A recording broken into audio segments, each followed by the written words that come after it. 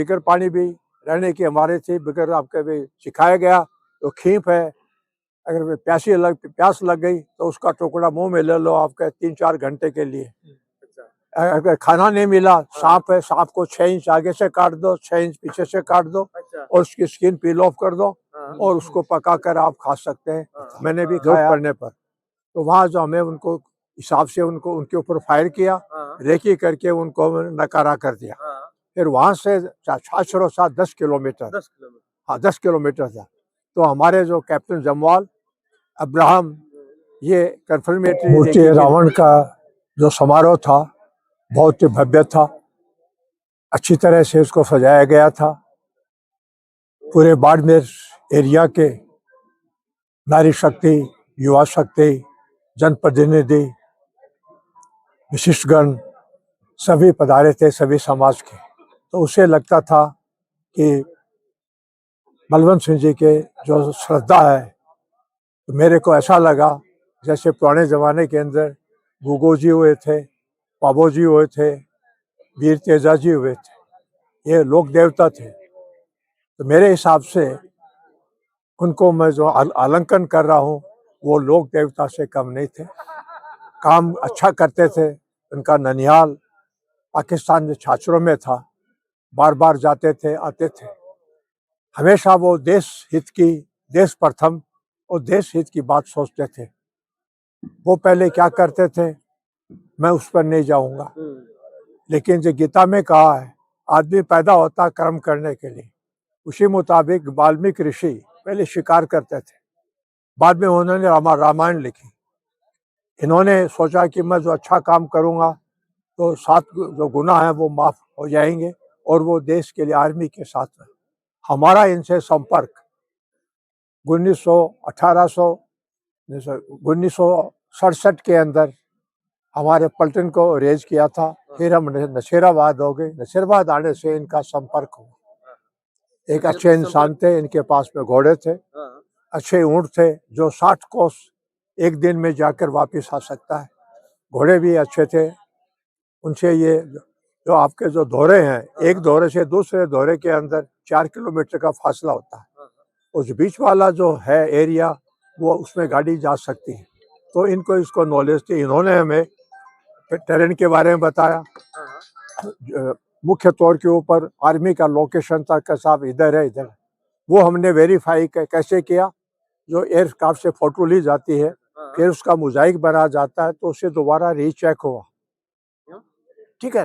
फिर हमारी जो पॉलिसी, जो कमांडिंग ऑफिसर की पॉलिसी थी कि इस एरिया के आदमी भर्ती किए जाए ताकि हमें लड़ाई इस एरिया में लड़नी है। सर जब आपकी जा रहा है घोड़े के ऊपर, तो वापस आके वो बता देते थे। शॉर्ट टर्म में उनकी सहायता रही है। तो आपकी क्या बात हुई थी उस समय, कुछ ऐसी बात जो आज भी आपको याद है? उन्होंने तो ये कहा था कि मैं आपके साथ में हूँ, देश पहले है, देश हित पहले है, मैं आपके साथ में हूँ, बाकी जो आपकी रणनीति है वो आपकी रहेगी। मैं गाइड प्रोवाइड करूंगा इस एरिया के बारे में, जो अच्छे गाइड है। तो वो भवानी सिंह जी के साथ में रहे, उनके पास में 10 गाड़ियां थी, हमारे पास में 35 है 70 गाड़ियां थी। 70 गाड़ियां थी। हाँ, 2 ग्रुप में थे, अल्फा और चार्ली। चार्ली ग्रुप का टास्क था कि छाछरों को जाके बर्बाद करना और वहाँ तो कम्युनिकेशन सेंटर था उसको बर्बाद करना। उसके कंपनी कमांडर थे मेजर बीडी डोगरा, महावीर चक्र। उनके साथ में YS के गुसाई थे, उसके साथ में जूनियर गुसाई था और चटर्जी थे और मैं भी था। और कमांडिंग ऑफिसर साहब जहाँ पहुँचना था हार्बर, 5 तारीख को सुबह दिन उगने से पहले पहुँच गए। अच्छा। और वहाँ पर एक हार्बर के अंदर पोजीशन ले ली, अपने आप को छुपा कर। और बस सूर्य उदय होने से पहले चार्ली ग्रुप भी पहुंच गई और अल्फा ग्रुप भी पहुंच गई और दिन के अंदर हमने आगे की तैयारियां की। वहां से फिर अल्फा चार्ली ग्रुप आगे बढ़ा तो कीटा एक पोस्ट थी जहाँ पर उनके 35 आदमी थे, उनके पास में हथियार थे और RPG 7 जिसे वो चाइना का बना हुआ था कि उसे टैंक को मार सकते हैं, ऐसा हथियार था जरूरत पड़ने पर। तो वहाँ जो हमें उनको हिसाब से उनको उनके ऊपर फायर किया, रेकी करके उनको नकारा कर दिया। फिर वहाँ से छाछरों था 10 किलोमीटर, हाँ 10 किलोमीटर था। तो हमारे जो कैप्टन जमवाल अब्राहम ये कन्फर्मेटरी रेकी के लिए गए। कि आगे कोई दुश्मन का अम्बुश तो नहीं है। तो आके उन्होंने रिपोर्ट दी हमारे कमांडिंग ऑफिसर को कि साहब एरिया क्लियर है। तब उन्होंने चार्ली ग्रुप को बोला गो हेड। तो करीब 4:30 बजे हम छाछरों और अपने सीखे हुए तरीके से हमने उसको घेर लिया और उनके ऊपर धनाधन फायर। तो उनमें भगदड़ मच गई। सुबह का टाइम था जब वो चाय पी रहे थे, कोई लेटरिन जा रहा था। वो टाइम हमने चुना जो हमारी रणनीति है। रणनीति की तरह। हाँ, तो वो सोच रहे थे कि हम आपको 8 तारीख को आएंगे या 9 को आएंगे, और हम पहले पहुंच गए। एक दिन पहले पहुंच गया। दो दिन पहले पहुंच हाँ। गए। 5 और 6 को, 6-7 को, जब 6 को आपका ये पहुंच गए थे। हाँ। तो इससे हमें उसका फायदा मिला। जैसे बिच्छू है, हाँ।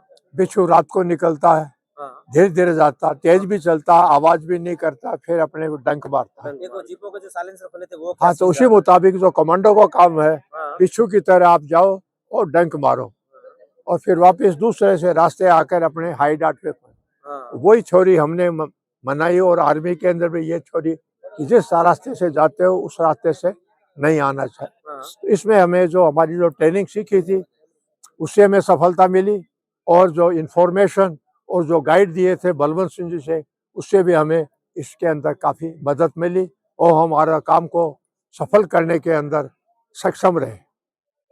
सर कुल मिला के बलवंत सिंह जी का जी, जैसे हमारे जो आपके कॉन्टेक्ट में आए 1969 से आए थे और 2 साल के अंदर उनके संपर्क में थे, तो उन्होंने अच्छी बात बताते थे और बातें हम नहीं करते थे कि भाई एरिया कैसा है, दुश्मन की पोजीशन कैसी है, इस प्रकार की बात हम खबर आती थी उनको। दोबारा जैसे पहले मैंने बोला आईबी से और दो इंटेलिजेंस एजेंसियां था, उनको दोबारा हम तोलते थे।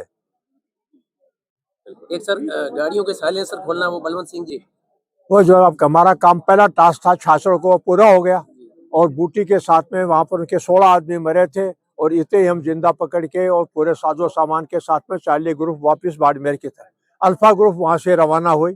हम 7-8 को वहां पहुंचे। वहां पर एक बटालियन उनकी थी रेंजर्स की, और उन्होंने हमारे ऊपर 3 इंच मोटर का बड़ा जो होता है मोटर, उसका फायर, इसका मतलब वहां पर बटालियन 1000 आदमी है और हमारे पास में आदमी थे कितने, 150 भी नहीं थे। तो उस वक्त लोगों जो पुराने आदमी कहते हैं ना ओल्ड इज गोल्ड, तो मैं जैसे बूढ़ा नहीं हूं, मैं बूढ़ा नहीं रहूंगा।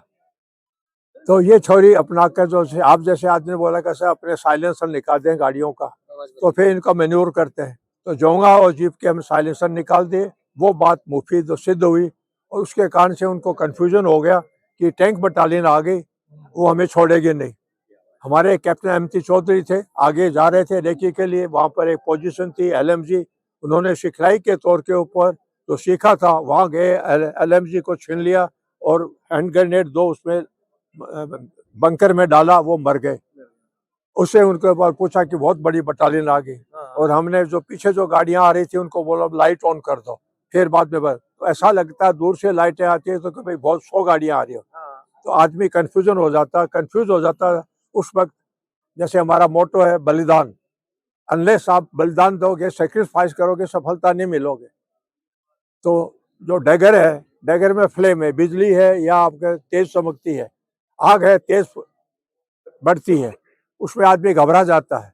तो उसी मुताबिक अगर आप स्पीड से जाओगे, समय से पहले जाओगे, तो दुश्मन को नकारा करने में आपको सफलता मिलेगी। इसीलिए हमने वो बलिदान चुना था। और बिच्छू इसलिए चुना था कि वो डेजर्ट के अंदर रहता है, बिगर पानी, हम बिगर पानी भी रहने की हमारे थी, बिगर आपके भी सिखाया गया।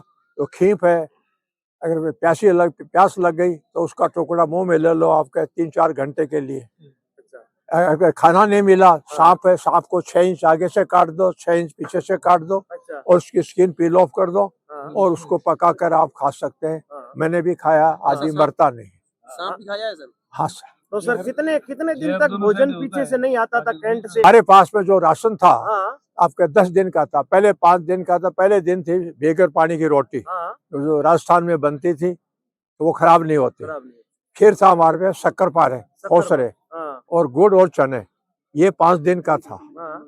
और 5 दिन का था कंपो पैक राशन, हाँ। जो हैदराबाद में फूड लेबोरेटरी है नेशनल लेवल की, हाँ। वहाँ बनता है कि थोड़ी सी आगे दिखाओ और वो पक जाएगा। तो हमें उसकी जरूरत नहीं पड़ी, क्यों 5 दिन रहे तो 5 दिन का हमारे पास में था। हाँ। और पेट्रोल भी हमारे पास में गाड़ियों, एक गाड़ी के अंदर आपके 150 लीटर पेट्रोल था। अच्छा। को ड्राइवर के सीट में 110 लीटर का टैंक था, हाँ, जो जोधपुर में मॉडिफाई किया गया था, और बम्पर पर 2 जरीकन थे, मतलब 40 लीटर। हाँ, इसलिए हम आपके 600 से 800 किलोमीटर का बंदोबस्त हमारे हर ढंग से था, हाँ। आर्म्स, अम्यूनिशन और खाना।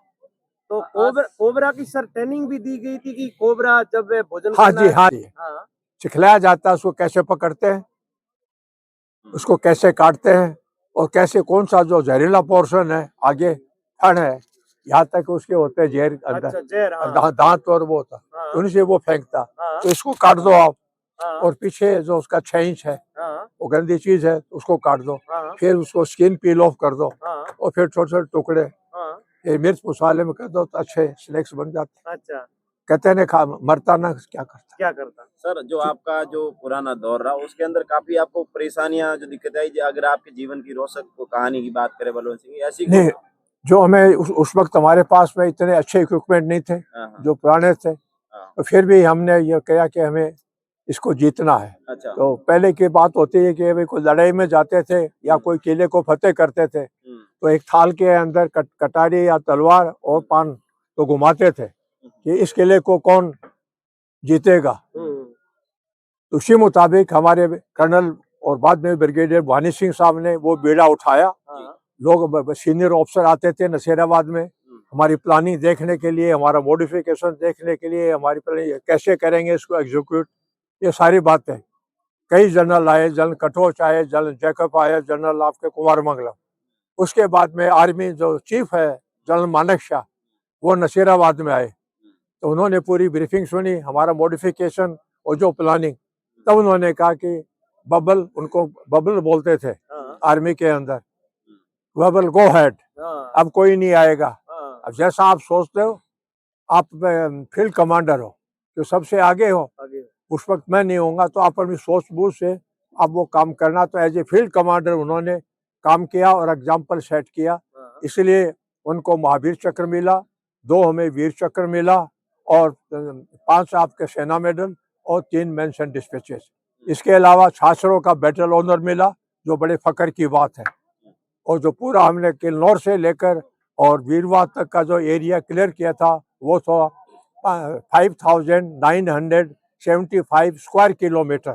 100 किलोमीटर तो सीधा, सीधा, और ये लगा लो तो 5000, वो हमने क्लियर कर दिया था, दुश्मन को 100 किलोमीटर पीछे धकेल दिया। हाँ, उसके लिए हमें मिला था बैटल ऑनर सिंध बैटल, क्योंकि छाछरों से लेकर और आपके सिंध प्रांत तक दुश्मन नहीं रहा, पीछे भाग गया। फिर बाद में दूसरी पलटन आती है जो नॉर्मल है, वो ऑक्यूपाई करती है। हाँ, इसलिए बिगर एयर सपोर्ट के, बिगर आरटी सपोर्ट के, हाँ, हम जान हथेली के पे लेकर under the command of late brigadier Bhani Singh ji हम गए, और वहां हमें सफलता मिली।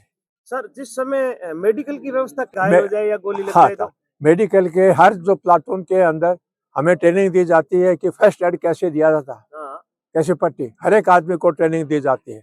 इसके अलावा हमारे पास में नर्सिंग असिस्टेंट हर टीम के साथ में था, हाँ, हाँ, और टेक हेडक्वार्टर के साथ में भी था, अल्फा के साथ में था, ब्राव के साथ में था।